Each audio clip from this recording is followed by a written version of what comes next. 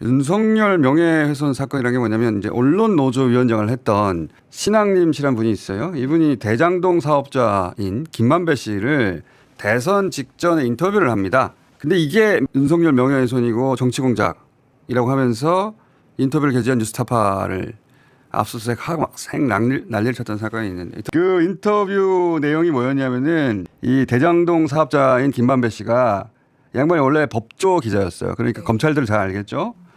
그 초기 대장동 사업 당시에 초기에는 민간인 사업자 이강길 씨라는 분이 하고 있었어요. 네. 근데 사업 자금 마련을 위해서 부산저축은행 회장의 인척 네. 조우용이라는 브로커에게 10억 원의 네. 리베이트 뇌물이죠. 네. 리베이트를 주고 불법 대출을 받은 사건이 있었습니다. 그때 수사 대상이 됐던 브로커 조우용 씨에게 당시 기자였던 김만배 씨가 윤석열의 검찰 선배인 박영수 변호사를 소개해 줍니다. 네. 그래서 조우영 씨가 1억 5천을 주고 그 박영수 변호사를 썼어요.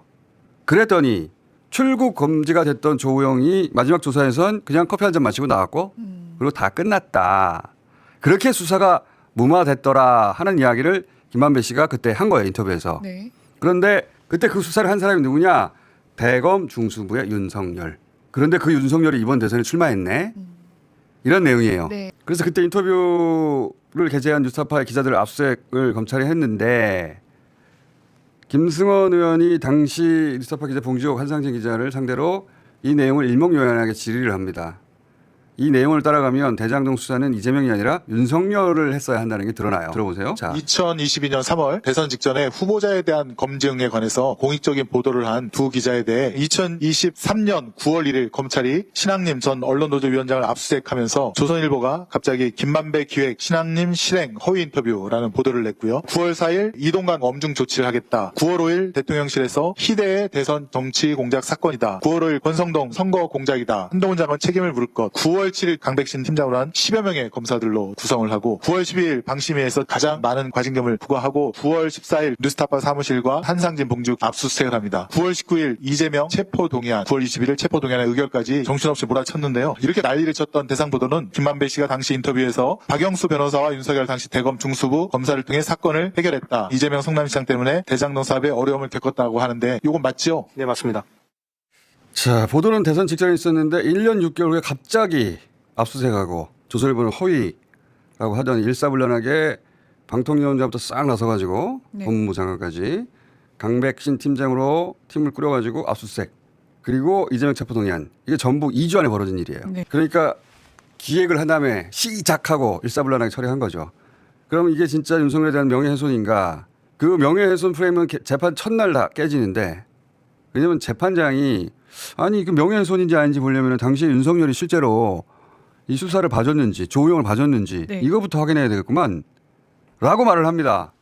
그 조우용을 봐줬다고 할 때 등장한 에피소드가 커피 한 잔 주더니 바로 나왔다 이거거든요. 자, 재판부에서도 부산저축은행 대장동 수사 당시에 과연 윤석열이가 이 사건을 봐줬느냐, 조우용에 대한 사건을 봐줬느냐가 핵심이라고 판사님도 이렇게 얘기했다는 것이죠. 예, 맞습니다. 2011년 당시 부산저축은행 수사 라인인데요. 윤석열이 중수이과장으로 대장동 초기 사업자인 이강길에 대한 대검 중수부 수사가 진행이 됩니다. 윤석열이가 조우용에 대해서 출국 금지를 합니다. 조우용을 불러서 커피 한 잔 타줬다는 그것이 2011년 9월 달에 이루어집니다. 대가로 박영수는 조우용으로부터 1억 6천만 원 받게 됩니다. 조우용 씨가 본인의 범죄 4건에 대해서 자백했다는 진술이 있던데 네, 맞습니다. 자, 예금보험공사의 공동검사에도 부산저축은행에 대해서 불법 대출을 확인했습니다. 수사해야 된다라고 예보가 대검 중수부에 보낸 거 아닙니까? 당시에 윤석열 대선 후보가 대장동 대출은 PF 대출 아니라고 그랬는데 그렇죠. 2011년 4월에 예보가 부동산 PF 대출이 맞다라고 문건을 작성한 겁니다. 심지어는 부산저축은행에서 조우영에 대해서 수사해달라고 공문을 보냅니다. 근데 대검 중수부가 제대로 수사를 안 하니까 예금보험공사가 수사를 해달라고 고발장을 거듭 요청을 하죠. 이강길 씨 초기 민간사업자도 법정에서 차 한잔 마시고 다 무마하고 그냥 왔다. 다음 조사는 없을 것이다. 걱정하지 마라. 라고 박영수 변호사를 산 덕에 잘 되었다라고 얘기를 합니다. 이철수 씨라고 조우영 사촌 형인데요. 첫 번째 조사를 받고 조우영이 패닉 상태로 왔는데 두 번째 조사를 너무나 다른 분위기로 커피만 마시고 그냥 왔다.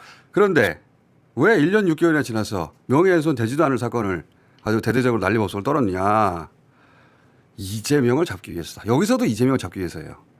왜냐하면 그 직전 이재명 당대표를 대장동으로 영장을 쳤어요.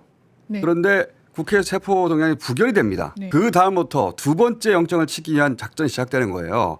그 대신에 특별사팀은 이재명 구속시키기 위한 경로로서 참고인들에 대한 강압수사를 한 거 아시겠습니까? 네, 2023년 1월 달에 이재명 체포동의안이 부결됩니다. 그 체포동의안의 내용이 대장동 사건이었는데요. 그 다음 달에 이재명 대표를 불러서 뉴스타파 보도를 제시하면서 이 공산당 프레임을 김만배와 당신이 만들어서 유포한 거 아니야? 그러니까 서울중앙지검은 구속을 실패하자 비판 언론과 이재명을 묶어서 기획을 했던 것이고, 동시에 수원지검은 대북송금 사건 조작을 시작을 했고요. 저희에 대한 서울중앙지검 압수수색이 시작이 됐고, 나흘 뒤에 이재명 구속영장이 청구가 됩니다. 이재명을 잡기 위해서 였다. 2년 가까이 재판을 받고 있습니다. 최초의 공소장을 받아보고 깜짝 놀랐습니다. 피해자라고 적시되어 있는 윤석열 씨만큼이나 이름이 많이 등장하는 게 이재명 당대표입니다. 이 보도 내용과 이재명을 연결시켜주는 증거는 그 어디에도 없습니다. 이 보도하고 이재명과 아무 상관도 없는데 이재명이 그런 허위 보도를 사주했다라고 만들어 가려고 했던 거예요. 강백신 검사가 이제 수사 검사였는데 네. 불러서 지금까지 한 얘기가 한 번에 정리가 되는 거거든요. 자, 강백신 증인 나오세요. 2011년 당시 대검 중앙수사부 중수이과장을 했던 윤석열 과장이 부산저축은행 불법 대출 사건을 수사했습니다. 그 과정에서 대장동 초기 사업자인 이강길에게 부정 대출을 해주고 그 수수료로 10억 3천을 받았다는 조우영에 대해서 수사를 하지 않았습니다. 그런데 4년 후에 2015년에 조우영은 수원지검에서 10억 3천 리미트를 받은 걸로 구속이 됐습니다. 그래서 세간의 쟁점이 됐습니다. 윤석열 중수이과장은 조우영이가 리베트 받은 사실을 몰라서 당시 수사를 안 한 것이냐, 아니면은 알면서도 박영수 변호사의 부탁을 받고 수사를 안 한 것이냐가 쟁점이 됐습니다. 이것에 대해서 김만배 신앙님의 녹취 파일이 있었고, 이강길과 경향신문 기자의 녹취 파일이 있었고, 조우영의 친척과 사촌 형이라는 사람의 인터뷰도 있습니다. 윤석열 과장이 알면서도 수사를 무마했다는 취지의 내용이었습니다. 증인은 수사하면서 일어난 것은 모두 다 배척했습니다. 그런데 조우영이가 박영수 변호사 사무실과 맺은 법률 자문계약이 있습니다. 처음에는 수수료를 4천에서 5천만 원 정도 형식만 자문계약이지 실질은 별론입니다. 그런데 그 후에 조우영이가 검찰에 와서 조사를 받았던 내용을 이야기합니다. 조우영이가 2011년에 대검 중수를 갔다. 5번째 갔더니 검사가 커피 타주고 면담하고 왔다라고 조사에 기재됐어요. 그리고 나서 박영수 변호사님 성공보수 1억 다오 해서 다시 계약을 1억 5천을 맺었습니다. 여기에 최근에 결정적인 증거가 나왔습니다. 이강길이 법정에서 최근에 3월 달에 증언을 합니다. 대검 중수부에서 조사받을 때 수사관에게 리베트 준 사실을 답변했다고 이야기합니다. 그러자 중수부 수사관이 이강길에게 조우영 말은 빼고 확인서를 작성해달라 해서 조우영을 빼고 확인서를 작성해서 제출했답니다. 더 나아가서 이강길은 자기가 알고 있는 노 땡땡 회장도 대검 중수부에서 조우영에게 리베트 준 사실을 알고 내한테 문의가 왔다고 이야기를 합니다. 이러한 모든 것을 종합해보면 윤석열 중수이과장은 조우영이가 이강길로부터 리베이트 10억 3천만 원을 바꿔서도 사건을 무마했다. 그런데 증인은 윤석열이 사건을 봐줬다고 보도한 기사는 전부 허위다. 명예를 훼손했다. 이런 허위 보도의 정점에는 이재명 당대표와 민주당 국회의원들이 있다. 이런 그림을 그리고 대대적인 수사를 시작했습니다. 그렇지 않다는 걸 그래요. 분명하게 말씀드립니다. 알았어요. 그런데 이거 윤석열이가 수사를 봐준 게 명백해요. 이건 증거가 없어요. 공소 취소해야 된 거 아닙니까? 그렇지 않습니다. 그렇지 않아요? 예, 그래요. 법정에서 결변 날 겁니다. 또 하나, 증인 한 검사를 한 15년 했습니까? 20년 넘었습니다. 20년 넘었죠. 명예훼손 사건에서 피해자가 고소도, 고발도, 진정도, 투소도, 처벌해달라는 의사표시도 하지 않은데 이렇게 명예훼손 사건을 검사가 직접 나서서 수사한 적이 증인 몇 번이나 있었습니까? 이게 처음이죠. 이 사건은 단순한 명예훼손 사건이 아니고 아니, 그러니까 명예훼손 사건에서 증인이 수사한 적이 있어요? 이거 말고? 저는 수사 오래 했습니다. 나 검사 사업에서 명예훼손 사건에서 피해자가 고소, 고발, 진정, 투서, 처벌에다 의사 표시하는데 스스로 나서서 나 수사한 적 한 번도 없고, 그리고 수사했다 말 들어본 적도 없고 본 적도 없어요.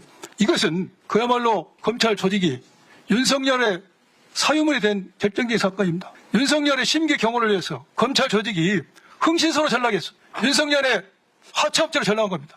왜 이런 수사를 했습니까? 전혀 그렇지 않습니다. 증인의 염달을 위해서, 대통령의 심기 경호를 위해서 충실하게 하였을 검찰 뿐입니다. 조직을 상납한 겁니다. 말씀드릴 수 윤석열 있습니다. 대통령이에요. 이거 창피하지 않아요? 부끄럽거나 창피한 일 한 적 전혀 없습니다. 부끄러움을 아시기 바랍니다.